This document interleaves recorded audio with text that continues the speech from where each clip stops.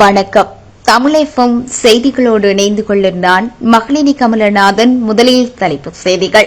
விபத்துகள் குறித்து அதிர்ச்சி தகவலை வெளியிட்டுள்ள யாழ் போதனா வைத்தியசாலை. இலங்கைக்கு வருகை தரும் வெந்திய கிரிக்கெட் அணி. சீன பொறுத்து வீட்டு திட்டத்துக்கு யாழ் சுழிபுற கடற்தொழிலாளர்கள் எதிர்ப்பு. கொக்கு தொடுவாய் மனித புதைக்குழியின் 3ஆம் கட்ட அகழ்வாராய்ச்சி. கைது தாக்கியதில் போலீஸ் பரிசோதனை படுகாயம். அதிரடி அறிவிப்பை வெளியிட்டுள்ள பல்கலைக்கழக கல்விசாரா ஊழியர்கள்.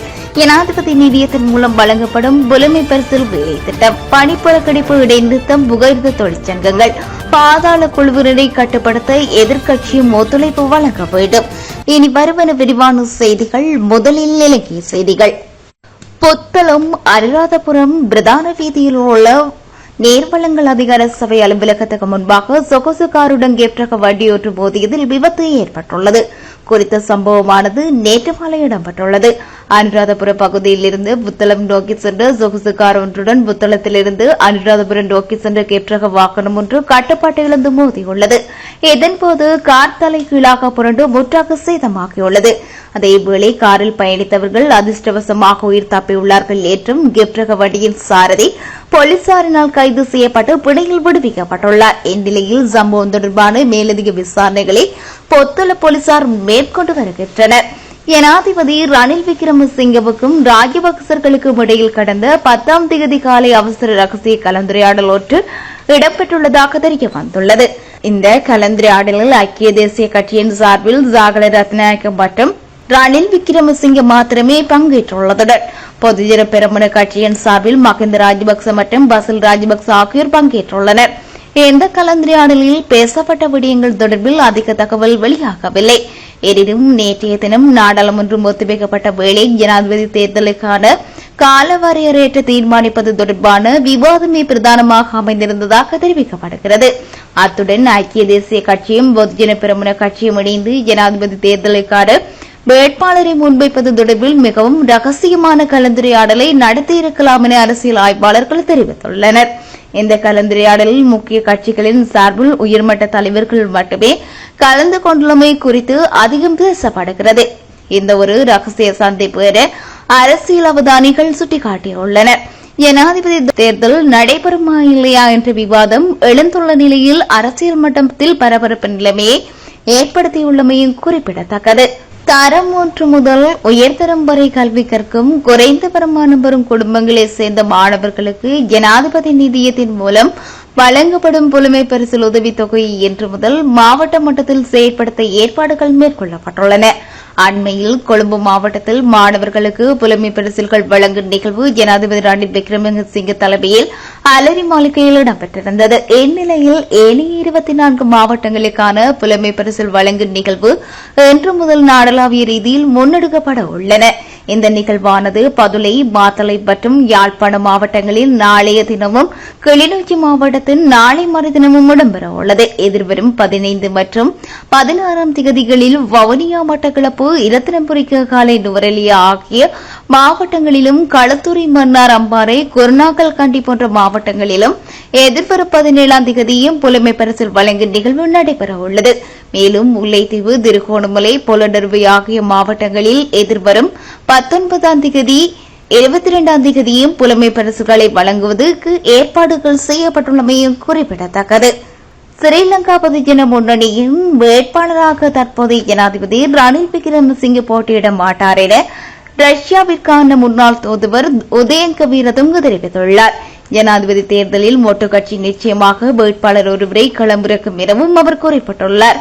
ஏற்கனவே உறுதியளிக்கப்பட்ட போன்று ரணில் விக்ரமசிங்கவுக்கு 2 ஆண்டுகள் ஆதரவளிக்கப்படுவதாகவும் தெரிவித்துள்ளார்.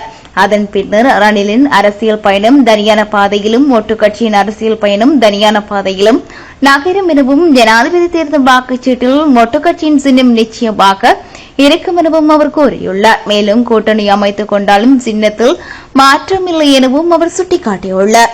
காலநிலையில் இன்று முதல் அடுத்த சில நாட்களில் ஏற்படவுள்ள மாற்றம் குறித்து வளிமண்டலவியல் திணைக்களம் அறிக்கை ஒன்றை வெளியிட்டுள்ளது. இதன்படி நாட்டின் தென்மேற்கு பகுதிகளில் மழையுடனான வானிலை அதிகரிக்கும் என எதிர்பார்க்கப்படுவதாக வளிமண்டலவியல் திணைக்களம் எதிர்ப்பு கூறியுள்ளது. மேல் வடமேல் மற்றும் ஜப்ரகமு மாகாணங்களிலும், கண்டி, நுவரெலியா, காலி மற்றும் மாத்தறை மாவட்டங்களிலும் சில இடங்களில் 50 மீட்டருக்கு அதிகமான ஓரளவு பலத்த மழை வீழ்ச்சி எதிர்பார்க்கப்படுகிறது. ஊவா மாகாணத்திலும் மம்பரை மற்றும் மட்டக்களப்பு மாவட்டங்களிலும் சில இடங்களில் மாலையில் அல்லது இரவில் மழை அல்லது இடியுடன் கூடிய மழையோ பெய்யக்கூடிய சாத்தியம் காணப்படுகிறது. மத்திய வலைநாட்டின் மேற்கு சரிவுகளிலும் வடக்கு வடமத்திய மற்றும் வடமேல் மாகாணங்களிலும் திருகோணமலை, அம்பாந்தோட்டை மற்றும் மொனராகலை மாவட்டங்களிலும் 40 தொடக்கம் 50 கிலோமீட்டர் வேகத்தில் பலத்த காற்று வீசக்கூடும். இடியுடன் கூடிய மழையும் தற்காலிக பலத்த காற்று மற்றும் மின்னலினால் ஏற்படக்கூடிய ஆபத்தை குறைப்பதற்கு தேவையான நடவடிக்கைகளை எடுக்குமாறு வளிமண்டலவியல் திணைக்களம் பொதுமக்களை அறிவுறுத்தியுள்ளது. சீனாவின் உதவி திட்டங்கள் கடற்தொழிலாளர்களின் மனநிலை அறியாது முன்னெடுக்கப்படுகின்றதாகவும் மக்களுக்கு ஏற்ற திட்டங்களை கருத்தறிந்து முன்னெடுக்குமாறு யாழ் சொலிபுர திருவடிநிலை ஹெங்காதவி கடற்தொழிலாளர் கூட்டுறவு சங்கத்தின் தலைவர் செல்லன் தெய்வேந்திரம் கோரிக்கை விடுத்துள்ளார். திருவடிநிலை பகுதியில் அமைந்துள்ள கடற்தொழிலாளர் கூட்டுறவு சங்கத்தின் ஊடாக சந்திப்பு ஒன்றினை ஏற்பாடு செய்து கருத்து தெரிவிக்கும் போதே அவர் இவ்வாறு தெரிவித்துள்ளார். இதுகுறித்து மேலும் தெரிவிக்கையில், சீன தேசத்திலிருந்து உதவி திட்டங்கள் வருவதாக அறியக்கூடியதாக இருக்கின்றது. எந்த பொறுத்து வீட்டு திட்டம் தொடர்பில் தற்பொழுது வடக்கு கிழக்கில் பெரிதும் பேசப்படுகின்றது. கடற்கரை காற்று ஒன்னேருக்கு வெகுவாக அழிவடையும். எந்த திட்டத்தினை பெரும்பாலும் முகது பிரதேசித்தவர்கள் நிராகரித்துள்ளதாகவும், ஆகவே இந்த கரையோரத்துக்கு ஏற்ப திட்டங்களை நடைமுறைப்படுத்த வேண்டும் எனவும் தெரிவித்துள்ளார். மேலும் சீன தேசத்தின் உணவு திட்டம் தொடர்பிலும் தற்பொழுது பேசப்படுகிறது. இலங்கையிலே வடக்கு கிழக்கில் உற்பத்தி செய்யப்படுகின்ற அரிசி வகைகளை நாங்கள் இவ்வளவு காலம் உண்டு வருகின்றோம். ஆகவே இங்கே உற்பத்தி செய்யப்படுகின்ற அரிசியை கொள்வனவு செய்து வழங்குவதன் மூலம் இருதரப்பு நன்மை கிடைக்கப் போகின்றது. கடற்தொழிலாளர்களும் நன்மையடைய போவதோடு மேலும் விவசாயிகளுக்கு நன்மை அடைவார்கள். எங்களுடைய அரிசியை சாப்பிட்டுவிட்டு வெளிநாட்டு அரிசியை உண்டுவிட்டு நாங்கள் செல்வோம். ஆனால் கடற்தொழிலில் சரியான முறையில் ஈடுபட முடியாது. எங்களுடைய நாட்டு அரிசியை வழங்கப்பட வேண்டும் என சீன அரிசி மற்றும் பல திட்டங்கள் வருகிறது என கூறப்படுகிறது. ஆனால் இதுவரை எமக்கு கிடைத்தது போல் தெரியவில்லை. எமது கடற்தொழிலாளர்கள் எம்மை கேள்வி கேட்கின்ற அளவுக்கு இந்த திட்டங்கள் யாருக்கு செல்கிறது என நமக்கு தெரியவில்லை. பதவிகளை பெற்றீர்கள், அங்கே திட்டங்கள் என மக்கள் தொழிலாளர்கள் கேள்வி கேட்கின்றனர். நாங்கள் நமது சங்க உறுப்பினர்கள் மனதளவிலே வருகிறது என்றும் வார்த்தையினை தெரிவித்துள்ளோம். ஆகவே இந்த கடற்தொழில் அதிகாரிகள் இவ்வாறு இந்த செயற்பட வேண்டுமோ அதன் அடிப்படையில் செயற்பட்டு எமது தேவையானதை நிறைவேற்ற வேண்டும் என மேலும் தெரிவித்துள்ளார். முன்னாள் ராஜாங்க அமைச்சர் டயானா காமுகவிற்கு எதிரான குற்ற விசாரணை பிரிவினர் 7 குற்றச்சாட்டுகளை சுமத்தியுள்ளனர். கொழும்பு பிரதான நீதிவான் நீதிமன்றத்தில் இந்த குற்றச்சாட்டு சுமத்தப்பட்டிருந்தது. குடிபரப்பு குடியகழ்வு கட்டுப்பாட்டாளரின் போலி தகவல்களை வழங்கியவை, போலியான ஆவணங்களை வழங்கி கடவுச்சீட்டு பெற்றுக் கொண்டமை, குடிபரப்பு குடியகழ்வு சட்டத்தை மீறியமை உள்ளிட்ட 7 குற்றச்சாட்டுகள் சுமத்தப்பட்டுள்ளது. சந்தேக நபரின் கடவுச்சீட்டை நீதிமன்றத்தில் ஒப்படைக்குமாறு நீதிவான் உத்தரவிட்டுள்ளார்.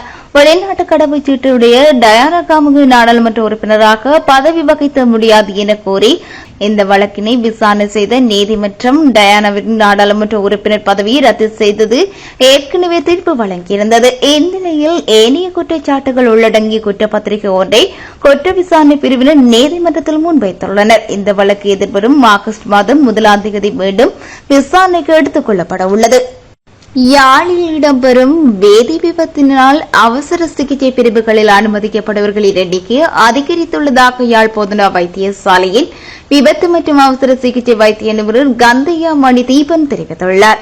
யாழ் போதனா வைத்தியசாலையின் நேற்று இடம்பெற்ற ஊடகவியலாளர் சந்திப்பின் போதே அவர் இதனை தெரிவித்துள்ளார். இதுகுறித்து அவர் மேலும் தெரிவித்துள்ளதாவது, யாழில் இடம்பெறும் வேதி விபத்துகளின் எண்ணிக்கை ஆண்டுமே காலமாக அதிகரித்து வருகிறது. இதன் காரணமாக யாழ் வைத்தியசாலையில் அனுமதிக்கப்பட்டு வரும் நோயாளர்களின் எண்ணிக்கையும் அதிகரித்து வருகிறது. குறிப்பாக 16 தொடக்கம் 40 வயதுக்குட்பட்டவர்களே இவ்வாறு வீதி விபத்துகளினால் பெரிதும் பாதிக்கப்படுகிறார்கள் எனவும் தெரிவித்துள்ளார். முல்லைத்தீவு கொக்கு தொடுவாய் மனித புதகுழியின் 3ஆம் கட்ட அகழ்வாராய்ச்சியின் போது மேலும் 3 மனித எச்சங்கள் அகழ்ந்தெடுக்கப்பட்டுள்ளதுடன் தகடொன்று மீட்கப்பட்டுள்ளது. முல்லைத்தீவு கொக்கு தொடுவாய் மனித புதைகுழியின் 3ஆம் கட்ட அகழ்வாய்வின் 7ஆம் நாள் அகழ்வாய்வு செயற்பாடுகள் நேற்று தொடர்ச்சியாக முன்னெடுக்கப்பட்டிருந்தது. 2 கட்ட அகழ்வின் போது அகழ்ந்தெடுக்கப்பட்ட 40 மனித எச்சங்களுக்கு மேலதிகமாக 3 கட்ட அகழ்வு பணியின் போது நேற்று முன்தினம் 7 மனித எச்சங்கள் அடையாளம் காணப்பட்டுள்ள நிலையில் அதிலிருந்து 3 சடலங்கள் கூடங்கள் முழுமையாக அகழ்ந்தெடுக்கப்பட்டுள்ளது. நேற்று முன்தினம் முன்னெடுக்கப்பட்ட அகழ்வு பணியின் போது 7 மனித எலும்புக்கூடுகளும் அடையாளம் காணப்பட்டுள்ளதுடன் அதில் 3 மனித எச்சங்கள் தற்போது முழுமையாக வெளியே எடுக்கப்பட்டுள்ளதுடன் இதுவரை 43 எலும்புக்கூட்டு தொகுதிகள் அகழ்ந்து எடுக்கப்பட்டுள்ளன. அதன்படி இந்த எலும்புக்கூட்டு தொகுதிகளில் இருந்து பற்கள் அனைத்தும் பிரித்தெடுக்கப்பட்டு மரபணு பரிசோதனைக்காக சேமித்து வைக்கப்பட்டுள்ளதாக முல்லைத்தீவு மாவட்ட சட்ட வைத்திய அதிகாரி வாசுதேவ ஊடகங்களுக்கு தெரிவித்துள்ளார். லஞ்சம் வாங்கிய குற்றச்சாட்டில் கைது செய்யப்பட்டு கொழும்பு சிறைச்சாலையில் தடுத்து வைக்கப்பட்டிருந்த போலீஸ் பரிசோதகர் ஒருவர் சிறையில் இருந்து மற்றொரு கைதியினால் கொடூரமாக தாக்கப்பட்டுள்ளார். இதன்போது குறித்த கைதி போலீஸ் பரிசோதகரின் வாயை கூறிய ஆயுதம் கொண்டு வெட்டியுள்ளார் எனவும் இதனால் காயமடைந்த போலீஸ் பரிசோதகருக்கு 8 தையல்கள் போடப்பட்டுள்ளதாகவும் தெரிவிக்கப்பட்டுள்ளது. இந்த தாக்குதலுக்கான காரணம் இதுவரை வெளிவராத நிலையில் இதுகுறித்து தீவிர விசாரணைகளை போலீசார் முன்னெடுத்து வருகின்றனர். யாழ் ஊர்காவத்துறையில் பகுதியில் யுவதியொருவரை கடத்திய குற்றச்சாட்டில் 3 இளைஞர்களை போலீசார் கைது செய்துள்ளனர். ஊர்காவத்துறை பகுதியில் உள்ள தேவாலயம் ஒன்றிற்கு அருகில் வைத்து குறித்த யுவதியை வாகனம் ஒன்றிற்கு கடத்திச் சென்ற இளைஞர்கள் அவரை ஊர்காவத்துறையின் பிரிதொரு பகுதியில் இறக்கிவிட்டு தப்பிச் சென்றுள்ளதாகவும் தெரிவிக்கப்பட்டுள்ளது. இச்சம்பவம் தொடர்பில் தீவிர விசாரணைகளை முன்னெடுத்த போலீசார் குறித்த இளைஞர்கள் 3வரையும் கைது செய்துள்ளதோடு இதுகுறித்து மேலதிக விசாரணைகளை முன்னெடுத்து வருவதாகவும் தெரிவிக்கப்பட்டுள்ளது. பல்கலைக்கழக கல்விசாரா ஊழியர்களின் நிறைவேற்று தர அதிகாரிகள் தமது வேலைநிறுத்தத்தை கைவிட தீர்மானித்துள்ளதாக தகவல் வெளியாகியுள்ளது. தமது கோரிக்கைகள் தொடர்பில் பல்கலைக்கழக மானியங்கள் ஆணைக்குழுவின் தலைவர் பேராசிரியர் சம்பத் அமரதுங்கவுடன் நடத்திய கலந்துரையாடலின் பின்னர் குறித்த தீர்மானம் எடுக்கப்பட்டுள்ளதாக தெரிவிக்கப்பட்டுள்ளது. பல்கலைக்கழக கல்விசாரா ஊழியர்கள் சம்பள உயர்வு உள்ளிட்ட பல கோரிக்கைகளை முன்வைத்து கடந்த 2 மாதங்களுக்கு மேலாக வேலைநிறுத்த போராட்டத்தில் ஈடுபட்டு வந்திருந்தமை குறிப்பிடத்தக்கது. இன்று நள்ளிரவு முதல் பணி புறக்கணிப்பை இடைநிறுத்துவதற்கு புகையிரத தொழிற்சங்கங்கள் தீர்மானித்துள்ளன. இன்று போக்குவரத்து அமைச்சருடன் நடைபெற்ற பேச்சுவார்த்தையை அடுத்து வேலை நிறுத்தத்தை கைவிட புகையிரத தொழிற்சங்கங்கள் தீர்மானித்துள்ளன. இதற்கிடையில் அவர்கள் பணிக்கு திரும்பாவிட்டால் சேவையை விட்டு வெளியேறியதாக கருதி வழங்கப்பட்ட கடிதங்கள் திரும்ப செயற்படும் என்று போக்குவரத்து அமைச்சர் பதுல குணவர்த்தன தெரிவித்துள்ளார். இதேவேளை பல்வேறு கோரிக்கைகளை முன்வைத்து புகையிரத நிலைய அதிகாரிகள் மற்றும் கட்டுப்பாட்டாளர்கள் முன்னெடுத்துள்ள பணி புறக்கணிப்பு இன்றும் காலைக்கு முன்னெடுக்கப்பட்டிருந்தது. மேலும் கடந்த 9ஆம் தேதி நள்ளிரவு முதல் புகையிரத நிலைய அதிபர்கள் மற்றும் கட்டுப்பாட்டாளர்கள் வேலைநிறுத்த போராட்டத்தினை ஆரம்பித்திருந்தமை குறிப்பிடத்தக்கது. இனி வருவது இந்திய செய்திகள். ஆந்திர மாநிலம் நந்தியாலா மாவட்டத்தில் 8 வயது சிறுமியை 12 மற்றும் 13 வயதுடைய 3 சிறுவர்கள் இணைந்து கூட்டு துஷ்பிரயோகம் உட்படுத்தி கொலை செய்துள்ள சம்பவம் அதிர்ச்சியை ஏற்படுத்தியுள்ளது. கடந்த ஞாயிற்றுக்கிழமை அன்று பூங்காவில் விளையாடிக் கொண்டிருந்த சிறுமி வீடு திரும்பாதை அடுத்த உறவினர்கள் வீடுகளில் தேடியும் சிறுமி கிடைக்காதால் சிறுமியின் தந்தை முச்சுமாரி போலீஸ் நிலையத்தில் முறைப்பாடு அளித்துள்ளார். முறைப்பாட்டை அடுத்து சிறுமியை பல இடங்களில் தேடி கிடைக்காதால் போலீசார் மோப்பநாயின் உதவியுடன் அப்பகுதியை சேர்ந்த 6 மற்றும் 7ஆம் வகுப்பில் படிக்கும் 12 மற்றும் 13 வயதுடைய மாணவர்கள் இருக்கும் இடத்திற்கு சென்றதை அடுத்து போலீசார் அம்மாணவர்களிடம் நடத்திய விசாரணையில் சிறுமி பாலியல் துஷ்பிரயோகம் செய்யப்பட்டு கொலை செய்யப்பட்டதாக தகவல் வெளியாகியுள்ளது. ஒதுக்குப்புறமான பகுதிக்கு அழைத்து சென்று பாலியல் பலாத்காரம் செய்ததாகவும் இதுகுறித்து சிறுமி வெளியே சொல்லிவிடுவாளோ என்ற பயத்தில் சிறுமியை கொலை செய்து உடலை பாசன கால்வாயில் வீசியதாகவும் கைதான சிறுவர்கள் போலீஸ் வாக்குமூலம் அளித்துள்ளனர். சம்பவம் தொடர்பில் போலீசார் மேலதிக விசாரணைகளை முன்னெடுத்து வருகின்றனர். இலங்கையின் நெடுந்தீவு அருகே கடற்தொழிலில் ஈடுபட்டதாக கூறி தமிழக கடற்தொழிலாளர்கள் 13 பேரை இலங்கை கடற்படை கைது செய்துள்ள நிலையில் பாட்டாளி மக்கள் கட்சியின் கோரிக்கை ஒன்று வெளியாகியுள்ளது. இதன்படி 2 நாட்டு கடற்தொழிலாளர்களும் குறித்த கடற்பகுதியில் கடற்தொழிலில் ஈடுபட தமிழக அரசு நிரந்தர தீர்வு காண வேண்டும் என கட்சியின் தலைவர் அன்புமணி ராமதாஸ் வலியுறுத்தியுள்ளார். அந்த அறிக்கையில் கைது செய்யப்பட்ட கடற்தொழிலாளர்கள் காங்கேசன் துறைமுகத்தில் தடுத்து வைக்கப்பட்டு அவர்களின் படகுகள் பறிமுதல் செய்யப்பட்டுள்ளதாக அன்புமணி ராமதாஸ் தெரிவித்துள்ளார். முன்னதாக ஜூலை 1ஆம் தேதியும் 25 பேரை இலங்கை கடற்படை கைது செய்தது. இதனை எதிர்த்து ராமேஸ்வரத்தில் கடற்தொழிலாளர்கள் போராட்டம் நடத்தி வரும் வேளையில் மற்றொரு கைது நடவடிக்கை இடம்பெற்றுள்ளது என்று அன்புமணி ராமதாஸ் குறிப்பிட்டுள்ளார். இனி வருவது உலக செய்திகள். வடக்கு பிலிப்பைன்ஸில் பயணிகள் பேருந்து மோதி விபத்தில் ஒரே குடும்பத்தைச் சேர்ந்த 11 பேர் உயிரிழந்துள்ளதாக அந்நாட்டு ஊடகங்கள் செய்தி வெளியிட்டுள்ளன. குறித்த விபத்தானது பிலிப்பைன்ஸ் நாட்டின் ஹகாயான் மாகாணத்தில் உள்ள அபுலுக் நகராட்சியில் உள்ள சந்திப்பில் நேற்று நள்ளிரவு நடந்துள்ளதாக தெரிவிக்கப்பட்டுள்ளது. இது தொடர்பான நடந்த விசாரணையில் பயணிகள் பேருந்து பயணித்தவர்கள் யாரும் உயிரிழக்கவில்லை எனவும் பேருந்து சாரதி மற்றும் நடத்துனர் படுகாயமடைந்துள்ளதாகவும் பயணிகளில் 23 பேர் காயமடைந்துள்ளதாகவும் தெரிவிக்கப்பட்டுள்ளது. பிலிப்பைன்ஸ் நாட்டில் அதிகரிக்கும் வீதிமீறல்கள் மற்றும் மோசமான பராமரிக்கப்படும் வாகனங்கள் வீதி விபத்துகள் அடிக்கடி நடந்து வருகின்றமையும் குறிப்பிடத்தக்கது. அமெரிக்காவின் ஜனாதிபதி தேர்தல் சூடுபிடித்துள்ள நிலையில் மீண்டும் ஒரு விவாதத்தை நடத்துவோம் என சக போட்டியாளரான ஜனாதிபதி ஜோ பைடனுக்கு முன்னாள் ஜனாதிபதி டொனால்டு டிரம்ப் மீண்டும் சவால் விடுத்துள்ளார். அமெரிக்க ஜனாதிபதி தேர்தல் எதிர்வரும் நவம்பர் 5ஆம் தேதி நடக்க உள்ளதுடன் அதில் ஆளும் ஜனநாயக கட்சி சார்பில் தற்போதைய ஜனாதிபதி ஜோ பைடன் போட்டியிடுகின்றார். இவரை எதிர்த்து குடியரசுக் கட்சியை சேர்ந்த முன்னாள் அதிபர் டொனால்டு டிரம்ப் போட்டியிடுகின்றார். இந்நிலையில் ஜோ பைடன் மற்றும் டிரம்ப் பங்கேற்றபோது விவாத நிகழ்ச்சி ஒன்று கடந்த 27ஆம் தேதி இடம்பெற்றிருந்தது. இதில் டொனால்டு டிரம்ப் கேள்விகளுக்கு பதிலளிக்க முடியாமல் ஜோ பைடன் தடுமாறியதை அடுத்து ஜனாதிபதி வேட்பாளரிலிருந்து ஜோ பைடனை மாற்ற வேண்டும் என அவரது கட்சியினரை வலியுறுத்தியுள்ளனர். எனினும் அவரே தேர்தலில் போட்டியிடுவார் என அறிவிக்கப்பட்ட நிலையில் ஜோ பைடன் மீண்டும் நேருக்கு நேர் சந்திக்க தயாராக இருப்பதாக முன்னாள் ஜனாதிபதி டொனால்டு டிரம்ப் மீண்டும் சவால் விடுத்துள்ளமை குறிப்பிடத்தக்கது. இத்துடன் செய்திகள் நிறைவு பெறுகின்றன. இதுவரை இணைந்திருந்தது தமிழகமின் பிரதான செய்தி அறிக்கையோடு.